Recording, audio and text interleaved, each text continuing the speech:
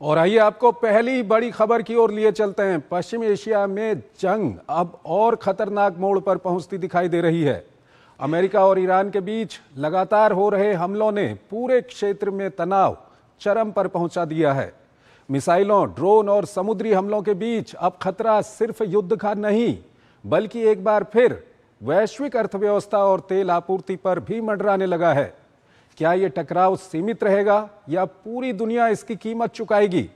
देखिए हमारी ये खास रिपोर्ट और फिर इस पर अपने विशेषज्ञ मेहमान से हम चर्चा करेंगे।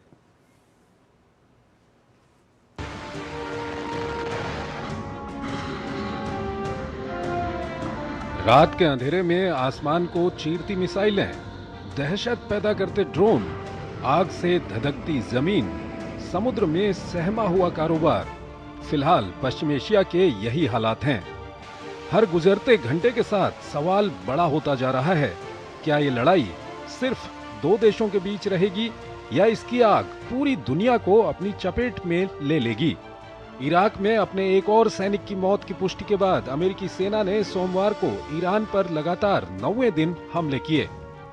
अमेरिकी सेंट्रल कमांड के मुताबिक इस दौरान ईरान के सैन्य command centre, air defence system, तटीय निगरानी ठिकानों और मिसाइल ड्रोन लॉन्च साइट्स को निशाना बनाया गया। इससे पहले शुक्रवार को जॉर्डन एयरबेस पर हुए हमले में 2 अमेरिकी सैनिक मारे गए हैं। अब तक 17 अमेरिकी सैनिकों की मौत हो चुकी है। ईरान के दक्षिणी शहर बुशर में कई जगहों पर हमला हुआ है। ईरान ने दारखोवीन परमाणु संयंत्र पर हमले की निंदा करते हुए कहा कि इसे नागरिक उद्देश्यों के लिए बनाया जा रहा है। 28 फरवरी के बाद ये पहली बार है जब अमेरिका ने सीधे तौर पर किसी न्यूक्लियर पावर प्लांट पर हमला किया है। वहीं ईरान भी पीछे हटने के लिए तैयार नहीं है। कुवैत, जॉर्डन और बहरीन में अमेरिकी ठिकानों को बैलिस्टिक मिसाइलों और ड्रोन से निशाना बनाने का दावा कर रहा है। ईरानी मीडिया ने बहरीन में अमेरिकी सेना के कमांड एंड कंट्रोल सेंटर को नुकसान पहुंचाने की सैटेलाइट तस्वीरें जारी की हैं। जॉर्डन के अल अजराक एयरबेस पर अमेरिकी सेना के 20 हैंगर नष्ट करने का भी दावा किया है, जबकि अकाबा एयरपोर्ट पर खड़े अमेरिकी C-17 ट्रांसपोर्ट विमान और P-8 निगरानी विमान को भी निशाना बनाने का दावा किया जा रहा है। इस बीच ईरान ने राष्ट्रपति ट्रंप को कड़ी चेतावनी देते हुए कहा है कि अगर खार्ग द्वीप पर कब्जे की कोशिश की तो माकूल जवाब दिया जाएगा। ईरानी विदेश मंत्रालय के प्रवक्ता ने ट्रंप की खार्ग पर कब्जे से जुड़े बयान पर प्रतिक्रिया देते हुए कहा कि हम इंतजार कर रहे हैं। खार्ग आइलैंड फारस की खाड़ी में बुशर प्रांत के तट से करीब 55 किलोमीटर दूर स्थित है। ये ईरान के तेल निर्यात का सबसे बड़ा केंद्र है और रणनीतिक रूप से देश की सबसे महत्वपूर्ण ऊर्जा परिसंपत्तियों में गिना जाता है। युद्ध में सिर्फ सैनिक ही जलते नहीं हैं, बल्कि आम लोगों की जिंदगी भी राख होती है। इस संघर्ष का सबसे बड़ा डर अब समुद्र में दिखाई दे रहा है। हॉर्मुज स्ट्रेट में ओमान के कुमजार तट के पास गुजरते एक जहाज पर फिर हमला हुआ है, जिसके बाद आग लग गई।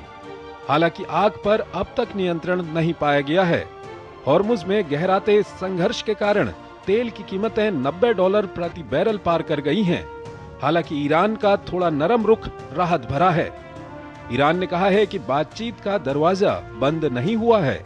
ईरान ने कहा है कि अपने राष्ट्रीय हितों की रक्षा के लिए कूटनीति और रक्षा दोनों रास्तों पर आगे बढ़ता रहेगा। गहराते संघर्ष के कारण महंगा तेल, महंगा परिवहन और दुनिया भर में बढ़ती महंगाई का नया खतरा, जिसका खामियाजा दुनिया भर को उठाना पड़ सकता है।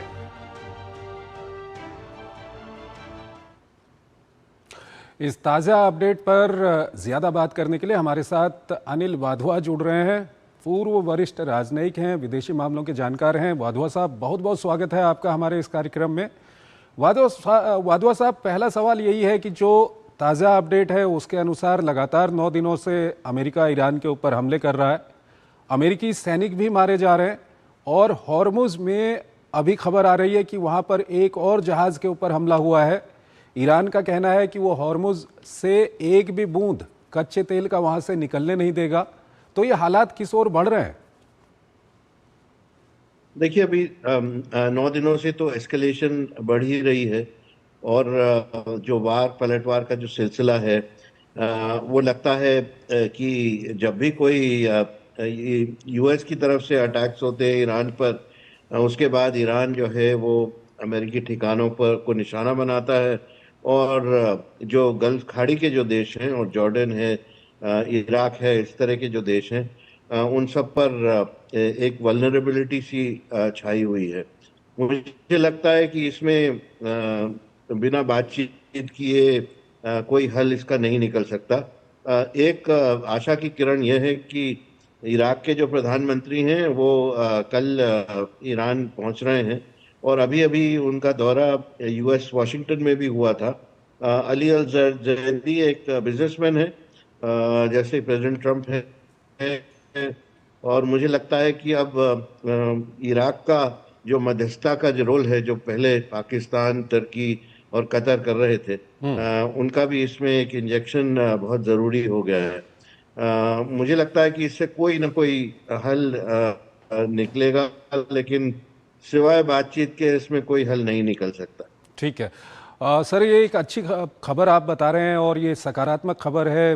पूरी दुनिया चाहती है कि ऐसा ही हो, कोई बातचीत हो और वहाँ पर ये तनाव कम हो। लेकिन अब सवाल आता है कि अगर ये तनाव कम नहीं होता तो बीच में कुछ दिनों के लिए थोड़ा सा राहत मिली थी, कच्चे तेल और जो गैस की समस्या पूरी दुनिया में हो रही थी। लेकिन अब जिस तरह के हालात बन रहे हैं, ये क्या कुछ किस ओर ये इशारा कर रहे हैं? क्या एक बार फिर दुनिया में इस तरह की परेशानी देखने को मिलेगी? जरूर, जैसे कि आपने अपनी रिपोर्ट में दिखाया कि अगर इस तरह के हमले चलते रहे तो, और हॉर्मुज़ जो बंद रहा, उसके साथ साथ एक दूसरा खतरा भी मंडरा रहा है, वो है बबल मंडब में जो हुतीस का खतरा है। और उन्होंने ये कहा है कि सऊदी अरेबिया की जो बमबारी है, अगर वो ख़त्म नहीं होती है तो वो वहाँ पर बबल मंडब में एक ब्लॉकेड करेंगे, और जो भी शिप्स वहाँ से पास करेंगे उनको भी निशाना बनाया जाएगा। तो अगर ये दोनों चीज़ें साथ में हो जाती हैं तो तेल की कीमतें ज़रूर ऊपर जाएंगी, इसमें कोई शक नहीं है। और इसके चलते जो ट्रांसपोर्टेशन कॉस्ट हैं और फिर महंगाई है, वो पूरे देश विदेश में सभी जगह बढ़ेगी। सर, इस सब के बीच एक सवाल और है कि ईरान के जो सुप्रीम लीडर हैं मुस्तफा खामनेई, वो कहाँ हैं ये तो कोई नहीं जानता और वो पब्लिक के सामने भी नहीं आ रहे हैं। लेकिन उनका जो एक स्टेटमेंट आया है, काफ़ी ये गौर करने वाला स्टेटमेंट है। वो कहते हैं कि प्रेसिडेंट ट्रंप की ओर से जो हस्ताक्षर किए गए एमओयू पर, वो एमओयू को ही अवैध बता रहे हैं। तो क्या ईरान के अंदर भी मतभेद है विभिन्न संस्थाओं के अंदर में? ये इस तरह का बयान, क्या कुछ कहेंगे आप? देखिए, ये कुछ कुछ दिनों से ये स्पेकुलेशन चल रही है कि ईरान में जो हार्डलाइनर्स हैं, वो उनका पलड़ा भारी हो चुका है, और आगे चलकर इसीलिए जो एमओयू पर हस्ताक्षर हुए हैं, वो उनको अवैध करार दे देंगे। और जो मुझे नहीं लगता कि ये मुश्तबा खमेनी की तरफ से ये बयान आया है, लेकिन जो आईआरजीसी में जो इंचार्ज लोग हैं, उनकी तरफ से ज़रूर ये बयान आ सकता है, क्योंकि उनका ये व्यू है कि यूनाइटेड स्टेट्स का जो हमले हो रहे हैं, ईरान को इसको जमकर मुकाबला करना चाहिए। और जो एमओयू है उसमें ईरान को कोई खास उससे सहूलतें नहीं मिली हैं। सबसे बड़ी जो प्रॉब्लम है वो न्यूक्लियर मटेरियल की प्रॉब्लम है, और फिर हार्मूज के ऊपर जो कंट्रोल है, ये दोनों जो मुद्दे हैं उनको ये साथ नहीं आ रहा है। मुझे लगता है कि जो हार्डलाइनर्स है ईरान में, उनका पलड़ा थोड़ा भारी हो चुका है। अब देखना यह है कि आगे चलकर जब बातचीत फिर से आगे बढ़ेगी तो किस तरह आगे बढ़ सकती है। और जो इराक के जो प्रधानमंत्री ईरान पहुंच रहे हैं, उससे कुछ आशा है कि बातचीत की तरफ दोनों दोनों पक्ष आगे बढ़ सकेंगे। ठीक है। सर, हमारे साथ बने रहिएगा। एक और महत्वपूर्ण खबर है, उस पर अभी हम बातचीत करेंगे, लेकिन यहाँ पर हमको एक छोटा सा ब्रेक लेना है। एक छोटा सा ब्रेक।